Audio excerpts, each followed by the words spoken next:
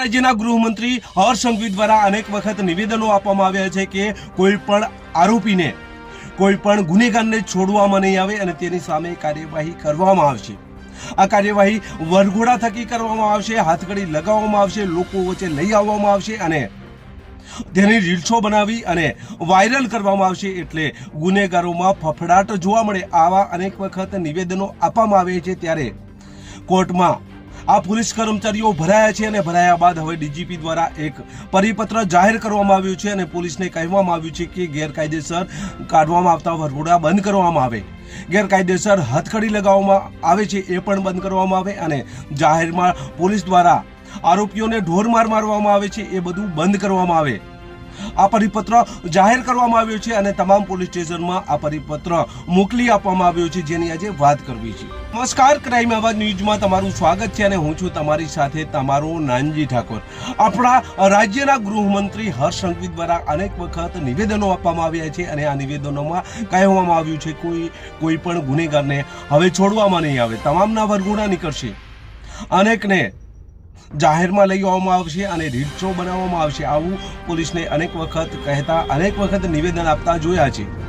આ નિવેદન બાદ કેટલાક પોલીસ કર્મચારીઓ આવા વરઘોડા કાઢે છે અને ક્યારેક જાહેરમાં ઢોર પણ મારતા હોય છે આરોપીઓને। ત્યારે આવા પોલીસ કર્મચારીઓ અનેક વખત ભરાયા છે। ત્યારે હવે ગૃહમંત્રી હર્ષ સંઘવી દ્વારા જે રીલ્સો બનાવવામાં આવતી હતી અને કહેવામાં આવતું હતું કે તમામના આરોપીઓ છે તેના વરઘોડા નીકળશે, તો આ વરઘોડા ન કાઢવા માટે ડીજીપીએ તમામ પોલીસ કર્મચારીઓને આદેશ કર્યા છે અને કહેવામાં આવ્યું છે કે આ ગેરકાયદેસર છે એટલે વરઘોડા નહીં કાઢવામાં આવે। ગુજરાત રાજ્યના ગૃહમંત્રી હર્ષ સંઘવી દ્વારા અનેક વખત વિડીયો એ નિવેદનો આપવામાં આવ્યા હતા અને ત્યારબાદ આપણા ગુજરાતની જે પોલીસ છે તેના દ્વારા આરોપીઓને ઝડપી લેવામાં આવતા હતા અને ત્યારબાદ જાહેરમાં મારવામાં આવતો હતો, જાહેરમાં હથકડી લગાવવામાં આવતી હતી અને વરઘોડા પણ કાઢવામાં આવતા હતા।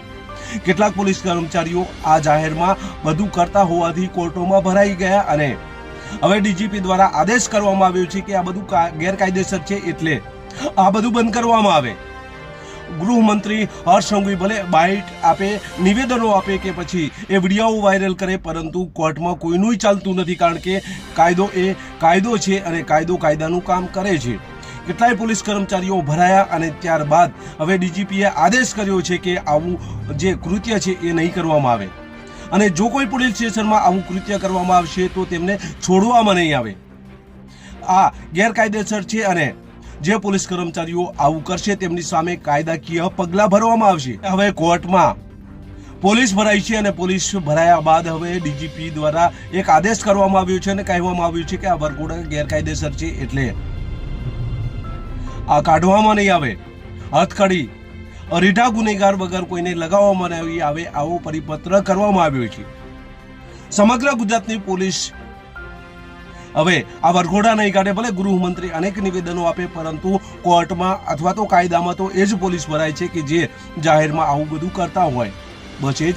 જો તમે અમારી ચેનલમાં નવા છો અને આવા જ લેટેસ્ટ ન્યૂઝ જોવા માંગો છો તો અમારી ચેનલને અત્યારે સબસ્ક્રાઇબ કરો, જેથી આવનાર લેટેસ્ટ ન્યૂઝ તમારા સુધી પહોંચી શકે। નમસ્કાર।